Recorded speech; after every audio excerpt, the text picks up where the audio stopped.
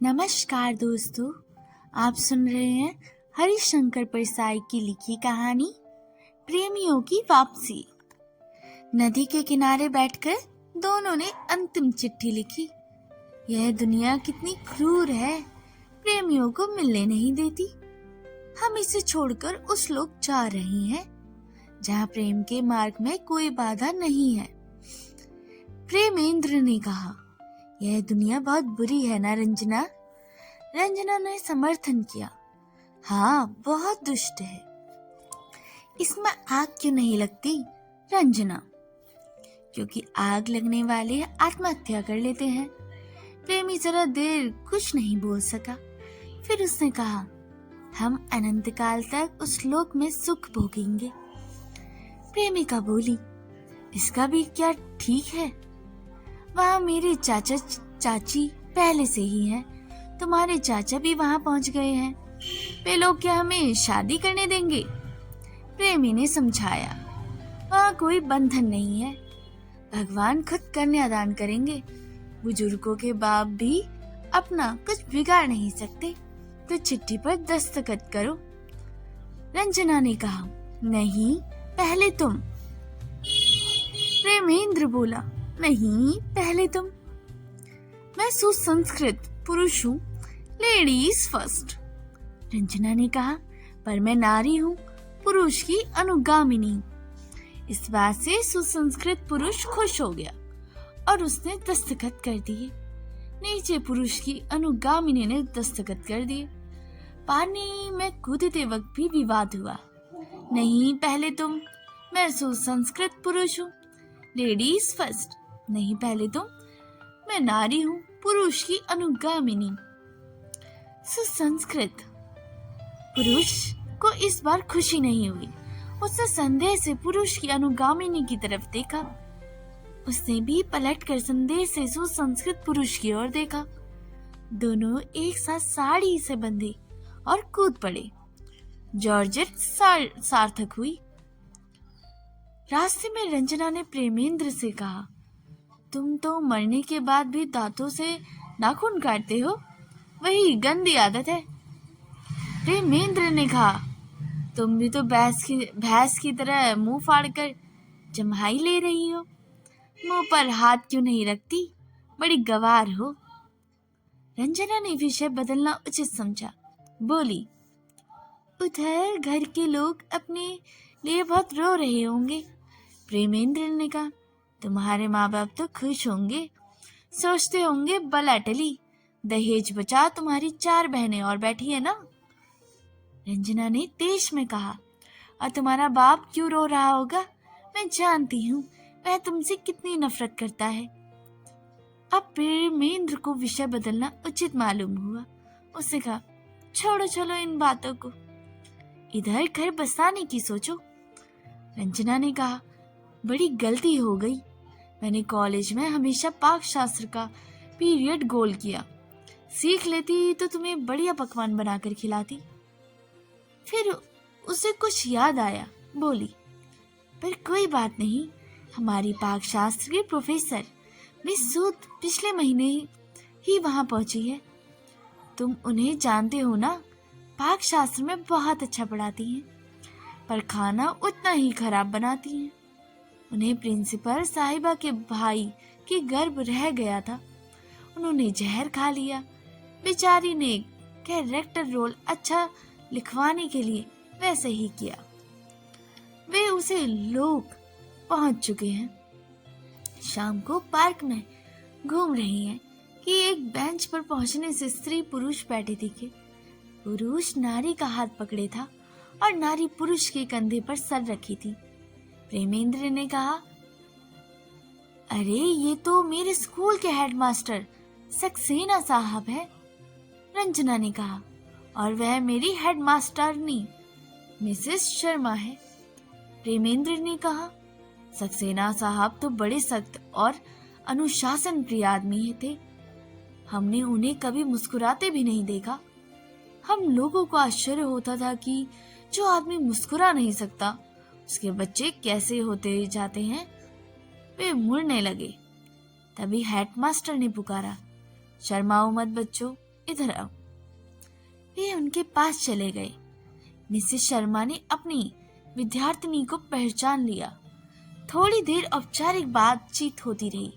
फिर वह अपने विद्यार्थी से पार्क में घूमते हुए बातें करने लगे। हेडमास्टर ने कहा, प्रेमेन, तुम बड़े परेशान हो रहे हो कि मुझ जैसा कठोर, संयमी, सदाचारी आदमी मिसेस शर्मा से प्रेम कैसे करने लगा। बात ऐसी हुई कि 2 साल पहले एजुकेशन बोर्ड के दफ्तर में हम दोनों मैट्रिक की परीक्षा के नंबरों का टोटल कर रहे थे। तभी हमारा टोटल हो गया। 3 महीने पहले मिसेस शर्मा की निमोनिया से मौत हो गई और 1 हफ्ता पहले मैं हार्ट फेल से यहाँ आ गया। मैंने इससे कह दिया कि तुमने मेरे विरह में आत्महत्या कर ली। तुम उसे बता मत देना कि मैं हार्ट फेल होने से मरा। उधर मिसेस शर्मा रंजना से कह रही थी, मैं तो इस हेडमास्टर का घमंड तोड़ना चाहती थी। मैं बड़ा कठोर और सदाचारी बनता था। राष्ट्रपति के तमगा ले आया था। तब जब मैंने इसे तोड़ा तो तमगा बेचकर मेरे चक्कर लगाने लगा। झूठ बोलना इससे यहाँ भी नहीं छोड़ा। मरा हार्ट फेल होने से और कहता है कि मैं तुम्हारे लिए आत्महत्या कर ली। देख, तुझे जो करना है जल्दी कर लेना। पुरुष का कोई भरोसा नहीं है। यह हेडमास्टर चोरी चोरी अपनी साली की तलाश करता रहता है। उधर हेडमास्टर ने प्रेमेंद्र से कहा, इस लड़की का कोई पूर्व प्रेमी तो यहाँ नहीं। जरा सावधान रहना, कुछ भरोसा नहीं है। यह हेडमास्टर ने चुपके चुपके अपने स्कूल के संगीत मास्टर का पता लगाती रहती है। वे अपने गुरुओं से दीक्षा लेकर आगे बढ़े तो देखा प्रेमेंद्र ने चाचा अपने साहब की बीवी के हाथ में हाथ डाले घूम रहे थे। उसके झटका लगा। चाचा के बारे में वह ऐसी कल्पना भी नहीं कर सकता था। चाचा ने उसे देख लिया। बोले, शर्माओ मत, यहाँ हम सब मुक्त है। मेम साहब ने से हमारा उधर ही चल रहा था। प्रेमेंद्र ने कहा, मगर चाचा, आप तो कहा करते थे कि मेम साहब बड़ी फरलट मतलब उल्टा औरत है। चाचा ने कहा, तो हम उसकी तारीफ में कहते थे। अरे प्रतिवर्ता होती तो हमारे किस काम आती। फ्लर्ट है, तभी तो हम फायदा पहुंचाती रहती है। अब प्रेमेंद्र को विश्वास हो गया कि जिनसे डरते थे वे सब नियम बंधन वहां नहीं। वह रंजना से शादी करने के लिए कहता और वह टालती जाती। एक दिन उसने कहा, मैं सब जान गया हूँ। तुम छिपकर उस विनोद से मिलती हो। वह जो कार दुर्घटना में मर गया था, वह हेडमास्टरनी तुम्हें उससे मिलवाती है ना। तुम भूल गई कि वह वही विनोद है जिसके बाप ने तुम्हारे बापूजी को सस्पेंड करवाया था। रंजना ने कहा, तुम्हें भ्रम है, मैं उससे नहीं मिलती। तुम उससे प्रेम मत करने लगना। मैं भला उस बदमाश से प्रेम क्यों करूंगी। तुम उससे प्रेम करने ही लगी हो, मुझे विश्वास हो गया है। आखिर तुम ऐसा क्यों सोचते हो। ऐसा कहते हो कि मैं उससे प्रेम करती हूँ इसलिए कि तुमने उसे बदमाश कहा। प्रेम ना करती तो उस बदमाश नहीं कहती। रंजना ने छिपाना जरूरी नहीं समझा। उसे बतला दिया कि मैं विनोद से विवाह करने वाली हूँ। प्रेमेंद्र ने रोना चाहा, पर उस लोक में आंसू नहीं निकलते। उसे भला बुरा कहा और आत्महत्या की धमकी देकर चला गया, पर आत्महत्या वह नहीं कर सका। उसे फांसी लगाने की कोशिश की, गर्दन कसी ही नहीं। रेल के नीचे लेट गया, पर पूरी गाड़ी निकल गई और उसे चोट तक नहीं आई। वह नदी में कूद गया, पर उतरता रहा। एक दिन वह इमारत की 5वीं मंजिल से कूद पड़ा। नीचे सड़क पर एक पुलिस वाले के ऊपर गिरा। पुलिस वाले ने हंसकर कहा, क्या बच्चों, क्या खेल खेलते हो। प्रेमेंद्र ने कहा, मैं 5वीं मंजिल से कूदा हूँ और तुम इसे बच्चों का खेल कहते हो। उसने जवाब दिया, तो क्या हुआ, तुम यहाँ 100वीं मंजिल से भी कूद सकते हो, पर तुम आखिर कूदे क्यों। प्रेमेंद्र ने कहा, मैं आत्महत्या करना चाहता हूँ। पुलिस वाले ने कहा, पर आत्महत्या तो यहाँ हो ही नहीं सकती। हो जाए तो जीव यहाँ से कहाँ जाए? तुम्हारे उधर के कवि तक यह जानते हैं कि किसी ने कहा है, मरे के भी चैन न पाया तो किधर जाएंगे। प्रेमेंद्र ने कहा, तो हत्या तो हो ही सकती है। मैं उस हेडमास्टरनी की हत्या करना चाहता हूँ। पुलिस वाले ने कहा, तुम्हारे पुराने संस्कार छूटे नहीं हैं, तभी तो हत्या के पहले के लिए पुलिस से सलाह मांगते हो। देखो, हत्या भी नहीं हो सकती। वही समस्या है कि जीव कहाँ जाए। बात क्या है? कुछ प्रेम वगैरह का मामला है क्या? प्रेमेंद्र ने कहा, हाँ, वह मुझे धोखा दे गई। पुलिस वाले ने कहा, क्या तुम प्रेम और विवाह के संचालक से मिलो, वे मामला सुलझाएंगे। प्रेमेंद्र संचालक के दफ्तर गया। उससे सिर से पांव तक देखा और खूब मुस्कान लाकर पूछा, yes yes young man, what can I do for you? मैं तुम्हारे लिए क्या कर सकता हूँ?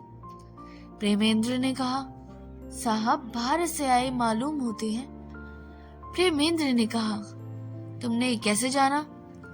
प्रेमेंद्र ने कहा, ऐसे कि आप यहाँ भी अंग्रेजी में बोल रहे हैं, यह ऊंचे दर्जे की भारतीय के लक्षण है। साहब ने कहा, तुम ठीक कहते हो, अंग्रेजी के लिए ही मैंने वह गिरा हुआ देश छोड़ दिया।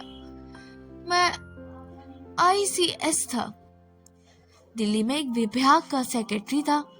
26 जनवरी 1965 को जब हिंदी उस देश की शासन की भाषा हो गई, तो 27 को मैं हवाई जहाज से लंदन पहुंचा और टेम्स नदी में कूद पड़ा। प्रेमेंद्र ने कहा, सर, आप इतनी दूर क्यों गए? वहां दिल्ली से यमुना में कूदकर मर सकते थे। साहब ने कहा, नॉनसेंस, कैसी बात करते हो? जमुना में कूदता तो हर मैजिस्ट्री इंग्लैंड की रानी के बारे में क्या सोचती? प्रेमेंद्र ने अपनी बात समझाई। संचालक ने कहा, यह पॉलिसी का मामला है, ऊपर से तय होगा। पॉलिसी तय करा लो तो अमल में जैसा कहोगे वैसा ही घुमा दूंगा। ठीक इस पॉलिसी उल्टा उसी पॉलिसी के अंतर्गत कर सकता हूँ। मुझे दिल्ली में इसका अभ्यास हो चुका है। मैं तुम्हारे केस को विधाता के पास भेज देता हूँ, तुम उनसे कल मिल लो।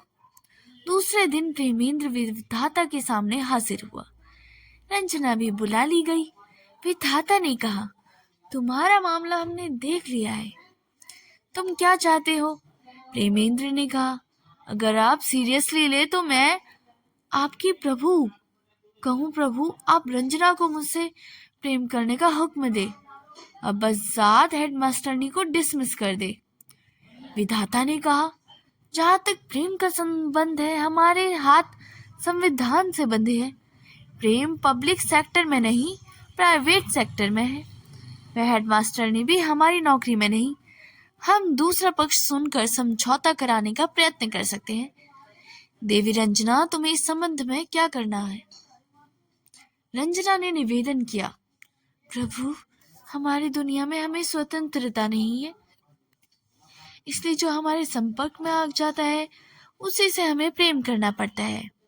यह प्रेमेंद्र हमारे घर बचपन से आता रहा है। पिताजी से 5 सिगरेट मंगवाते थे। मेरे माता पिता इनसे सख्त हैं कि मुझे अकेली कहीं नहीं जाने देते, न किसी आदमी को घर आने देते हैं। मैं प्रेमेंद्र के सिवा किसी दूसरे पुरुष को जानती भी नहीं थी। इसी मजबूरी में जो हमारा संबंध हुआ उसे हम प्रेम कहने लगे। मेरा वश चलता तो मैं विनोद से प्रेम करती।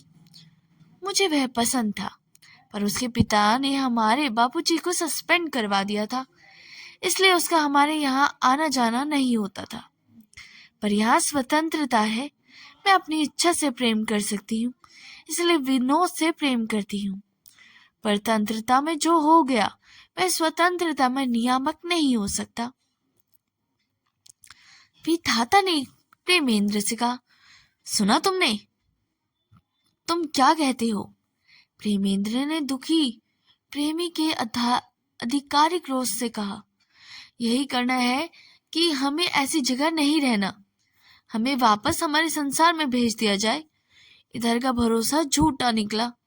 विधाता ने कहा, तुम वहां से यहाँ और यहाँ से वहां भागते फिरोगे या कुछ करोगे भी। तब तक सचिव ने रिकॉर्ड देखकर बताया, प्रभु, इस लड़की की माता का कोटा खत्म हो गया है। 5 लड़कियां देनी है, सो दे चुके। अब वह उसी परिवार में जन्म नहीं ले सकती। लड़की का बाप अलबत्ता का बेटा बकाया था। प्रेमेंद्र ने गुस्से से कहा, अजीब धांधली है, यहाँ भी अपने बाप हम नहीं चुन सकते। एक लड़की किसी को दे देने में क्या लड़कियों का स्टॉक यहाँ खत्म हो जाएगा? विधाता ने उसे नाराजगी से देखा, बोले, तुम्हें गुस्सा जल्दी आता है। प्रेमी महोदय, तुम इतनी जल्दी दुनिया क्यों छोड़ आए? किसी दुर्घटना में मारे गए थे क्या? प्रेमेंद्र ने कहा, मैं प्रेम के कारण आत्महत्या करके आया हूँ। हम दोनों एक साथ नदी में कूद पड़े। वहां के दुनिया वाले हमारी शादी नहीं होने दे रहे थे।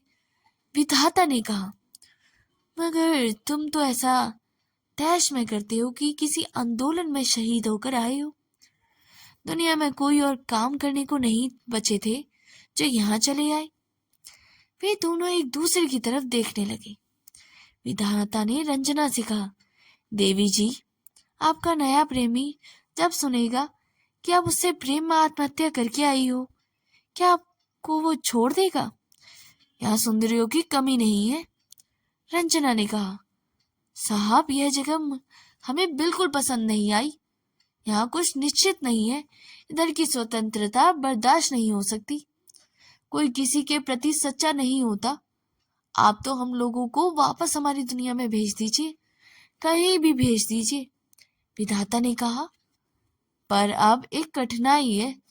जो प्रेम में आत्महत्या करके आते हैं उन्हें फिर मनुष्य बनाने का नियम नहीं है। किस कारण से उन्हें जीना चाहिए, उस कारण से वे मर जाते हैं। उनमें मनुष्य के रूप में प्रेम करने का साहस और विवेक की कमी होती है। तुम्हारे लिए भी यही अच्छा नहीं है कि तुम फिर से मनुष्य बनो। एक बार बनकर और प्रेम करके तुमने देख लिया, तुमसे बना नहीं। तुमसे हिम्मत ही नहीं प्रेम को निभाने की। तुम दोबारा इस झंझट में मत पड़ो। कोई और जीवधारी बनो जो मनुष्य की तरह प्रेम करने को बाध्य नहीं। बोलो, कौन से जानवर बनना चाहते हो? प्रेमेंद्र ने रंजना से कहा, बता, क्या बनेगी? उसे प्रेमेंद्र से कहा, तुम्हें बताओ पहले। प्रेमेंद्र ने कहा, नहीं, पहले तुम। मैं सुसंस्कृत आदमी हूँ, लेडीज फर्स्ट। रंजना ने कहा, नहीं, तुम पहले बताओ। मैं स्त्री हूँ, पुरुष की अनुगामिनी। कहानी सुनने के लिए बहुत बहुत धन्यवाद। कहानी अच्छी लगी हो तो आप इसे खुद तक ही ना रखें, अपने मित्रों और परिवारजनों के साथ शेयर ज़रूर कर सकते हैं। और चैनल अभी तक सब्सक्राइब नहीं किया तो इसे सब्सक्राइब भी कर लें, ताकि इसके साथ लगे हुए बेल आइकन को भी प्रेस करें, ताकि मेरे द्वारा अपलोड की हुई कहानियों का नोटिफिकेशन आपको हमेशा मिलता रहे। मिलते हैं अगली कहानी में, तब तक के लिए धन्यवाद।